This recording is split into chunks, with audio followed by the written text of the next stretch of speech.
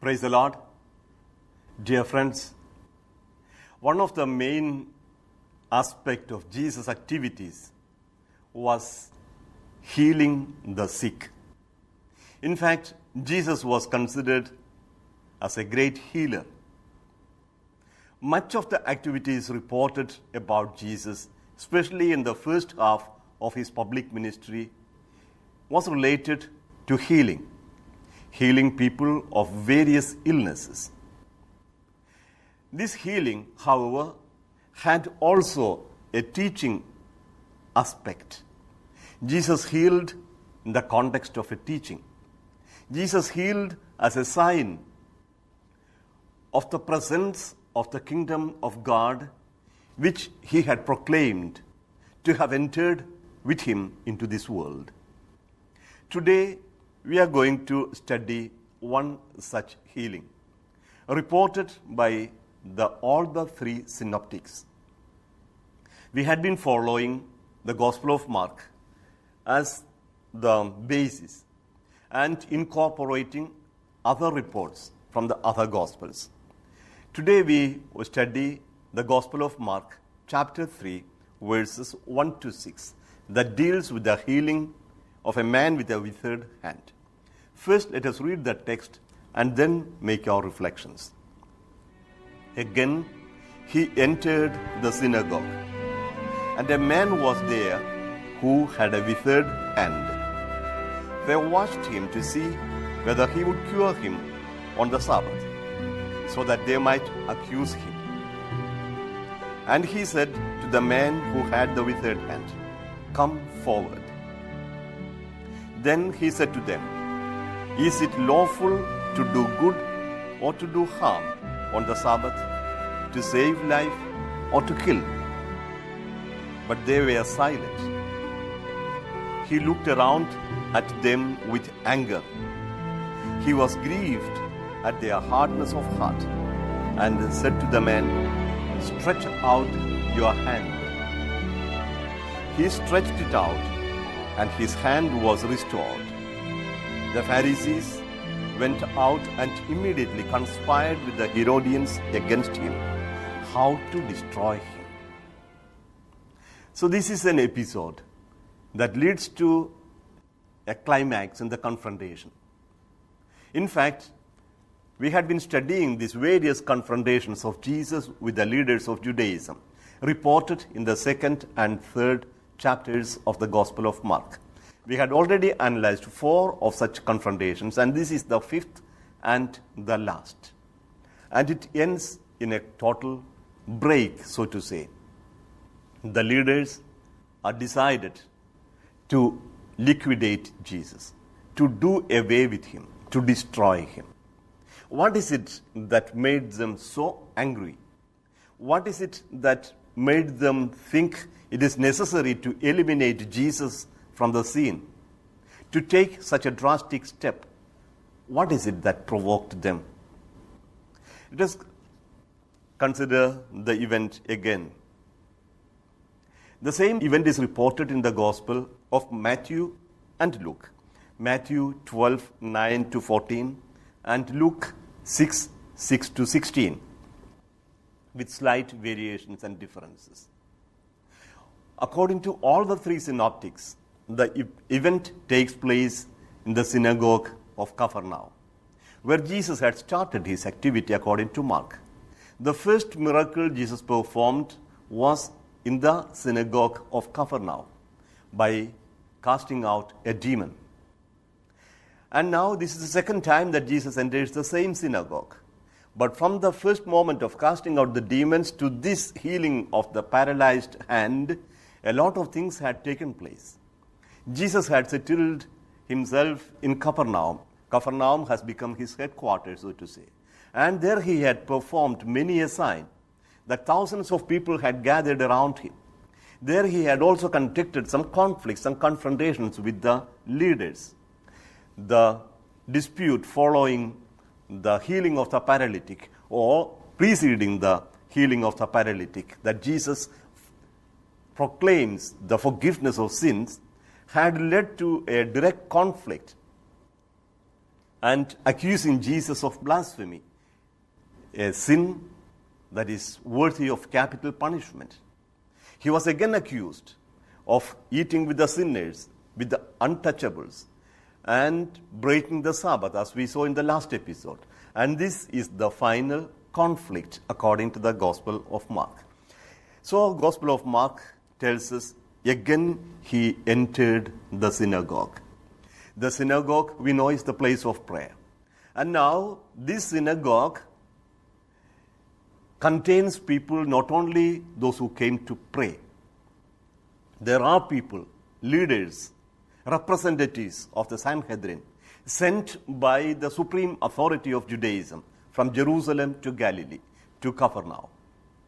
Jesus had attracted the attention of the supreme authority, the supreme council called the Sanhedrin. And Sanhedrin had sent representatives to keep an eye on Jesus. And they were there with him, like a shadow following wherever he went. They were there at the synagogue where Jesus cast out the demons. They were there at the house where Jesus forgave the sins or proclaimed the forgiveness of sins and healed the paralytic. These leaders, or so to say the spies, were also in the field where Jesus was walking with the apostles and accusing the apostles or disciples of breaking the Sabbath by plucking the corns.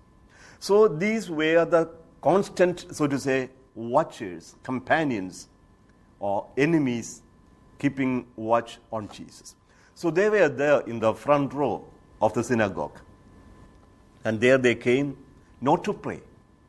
There they came to observe, to see what Jesus is doing, not to listen to him and learn from him, not to be converted by what Jesus was telling, but to accuse him. They were trying to find something in his word or deed that would prove useful for them to turn against Jesus. So right from the beginning, the leaders were not in a receptive mood, but an aggressive mood. They wanted to eliminate him. He was uncomfortable, and he was unconventional. He was non-conforming to their attitudes, their interpretation of law. He entered the synagogue. And in the synagogue, there was a man who had a withered hand. The Greek of this text would show that the hand had withered sometime during his life. So this was not a withered hand he inherited with his birth. This was not congenital infirmity. Some of the apocryphal gospels present this particular individual as a mason who, following an accident, had lost the use of one of his hands.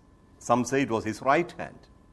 A man who was partially paralyzed, so to say. He had lost the use of his hand. And he was a miserable person. A mason without the right hand would find it very difficult to earn his bread. And this particular unfortunate creature had come to the synagogue to pray. He wanted to bring his problems, his worries, his anxieties before God. He had come to pray, to implore help from God. He would not have thought that this visit to the synagogue would entirely change his life, that he would be healed. We are not told that he came to the synagogue with the expectation of meeting Jesus either. He was there. And before anything else, Jesus sees him. Before he made even a request, in fact, he did not make any prayer for healing. It is Jesus who takes the initiative. And Jesus does not immediately heal the person. Jesus asked the person to come forward and said to the man who had the withered hand, "Come forward." Why is it that Jesus asked him to come forward? Jesus could have straight away healed him. Or he could have healed him even before that. Why is it that Jesus was so particular that this man should stand up in front of all the people with his withered hand, hanging limb? Was it to evoke the sympathy of those in the synagogue or something else? We are not told exactly why Jesus asked him to come to the front. But asking the person to come to the front and stand in front of all, he makes him the center of attention. This miserable person, the mason with a withered hand, standing in front, helpless. And then comes Jesus' question.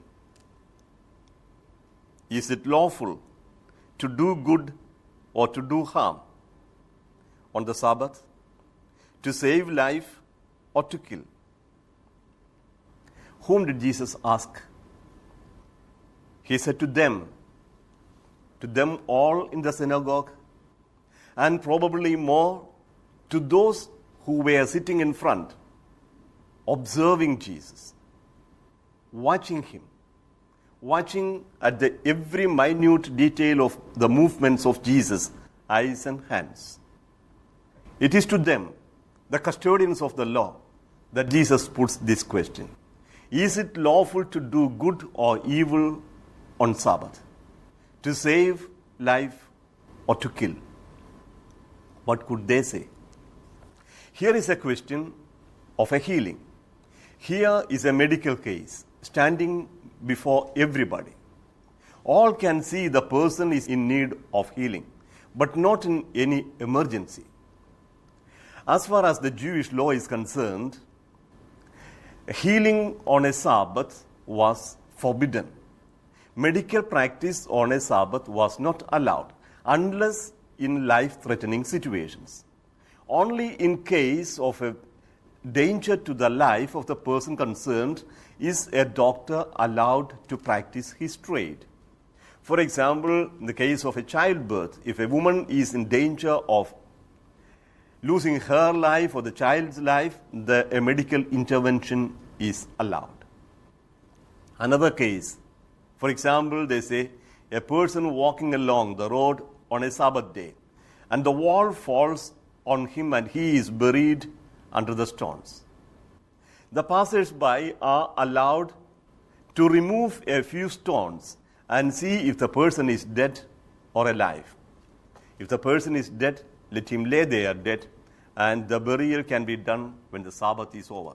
But if he is alive and his life is threatened, and unless they remove the stones, the person would die. If that is the situation, of course, they are allowed to remove the stones and to liberate the person. But if he has broken bones, they are not to be attended to until the Sabbath is over. So only in life-threatening situations is a doctor, a medical practitioner, allowed to practice his trade. In this case, there is no life-threatening situation. This person had the withered hand for God knows how many years. And many of the healings Jesus performed on the Sabbath were of this type. For example, in the Gospel of John chapter 5, we see a patient, a person paralyzed for 38 years, lying at the pool of Bethesda. And it was a long time, 38 years. He was there, and nothing is going to happen to him if he lays another day there. But Jesus doesn't wait. On the very Sabbath, Jesus heals the person. The same thing happens in the Gospel of Luke, chapter 13.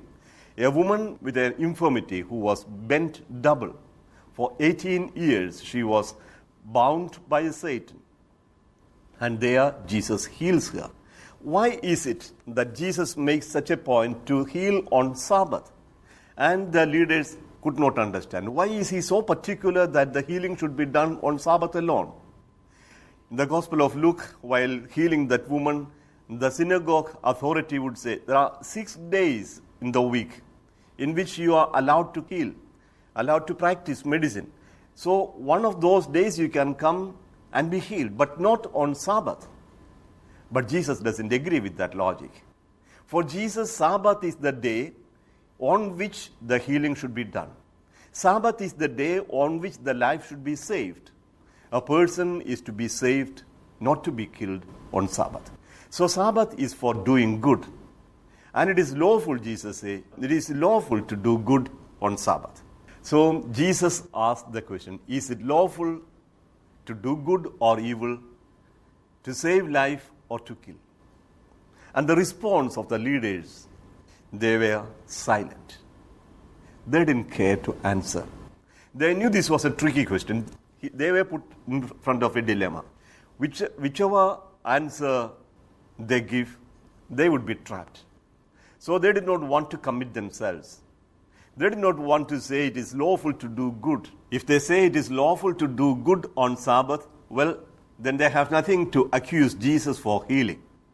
But if they say it is lawful to do evil on Sabbath, well, that is an unacceptable decision. So they could not give an answer without committing themselves to one side or the other. They just kept quiet. And this indifference of the persons, especially the religious leaders, in the face of such an acute situation, of a pathetic person suffering for a long time, Jesus becomes sad. He is filled with sorrow. He is sad at the lack of interest of these leaders, at their indifference. And he's not only sad, he's also angry. Angry because the religious leaders who stipulated the law that you should observe Sabbath and would not allow anybody to do any good is somehow destroying the true spirit of religion and leading people astray, away from God, making religion a burden rather than a joy, making the law an intolerable burden rather than a liberating force. The religion and the religious laws, the commandment of the covenant, they were given to the people of Israel to liberate them so that they could stand straight, that they would not be enslaved to any other forces. But now these very laws, which God had given them as the Magna Carta of their right, as the source of their liberty and independence, is now twisted in such a way that these very laws become a binding force, a force that enslaves them and chains them to slavery. So Jesus, with wrath and sorrow, sadness in his heart, tells the person, stretch out your hand. So Jesus takes the initiative. He called the person to the front, he made the question, and then now he does the healing.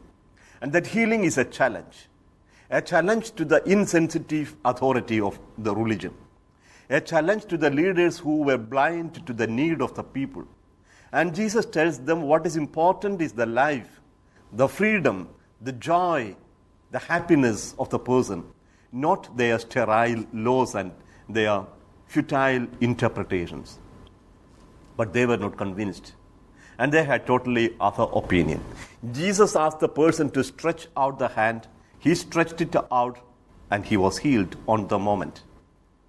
And this was considered as a breaking of the Sabbath. Just the word, stretch out your hand. But by this word, Jesus was practicing his medicine. He was considered as a physician practicing his trade. And this was done in open, public, in the context of a public religious service, in front of the whole community, in front of the representatives of the supreme authority of Judaism, the representatives of Sanhedrin. And this was a provocation, so to say. So Jesus was provoking. Jesus' activity was somehow subverting the religious authority, somehow undermining the authority of Sanhedrin and the leaders. They themselves felt threatened by his presence and his activity. Even though this is a healing activity, the way Jesus did it and the way he did it on Sabbath was somehow a challenge that could not be left unheeded. And the leaders found it a real threat to their very existence of their religious conceptions, their religious traditions, and their religious beliefs. So what did they do? The Pharisees went out and immediately conspired with the Herodians against him, how to destroy him. The Pharisees and Herodians were not traditional friends. Herodians were considered as Gentiles, supporters of the pagan king Herod, and supporters of the foreign rulers, Romans. Herodians were a political party, and they were supporting the foreigners. And Pharisees were staunch patriots, obeying the law with all its implications, people who were ready to sacrifice their own lives for the law. And now these very Pharisees who were supporting, safeguarding the sacred traditions and laws now goes in search of the Herodians, the political party, and conspires with them to do away with Jesus. So Jesus has become a common enemy of the state and of religion. The political party and religious leaders have come together to do away with this person whom they consider as a great threat, a danger. Now, what does Jesus do? And what is the implication of this for today? Religion and politics sometimes collude. They come together to eliminate persons who are uncomfortable. People who are non-conforming to the traditions. People who bring something new to the society. People who bring new ideas that could change the entire society from the roots. Those custodians of traditions feel threatened and come together and try to destroy. A religious fanaticism that somehow conspires with the political opportunism and try to destroy authentic religiosity, authentic spirituality. Here the Son of God enters this world as the incarnation of the mercy, healing power of God, and the political and religious leaders come together to destroy him. Jesus does not just passively accept this challenge and go to the cross. Jesus has something to do. He has only started his ministry, and he will carry it out. And he will carry it out in the face of opposition, of mounting opposition from all sides of all parts of the religious and political leadership. Now let us see the next step, how Jesus responds to this new threat. Let us conclude with a prayer. Heavenly Father, we thank you for sending your Son into this world as the healer, as the one who saves us, saves our lives. We thank you also for giving us the knowledge that religion and religious laws are meant for us to give us life, to give us happiness, and to make us alive. Enable us to interpret the law, understand the heart of the law as mercy, and practice this merciful love towards all whom we meet. We make this prayer through Christ our Lord.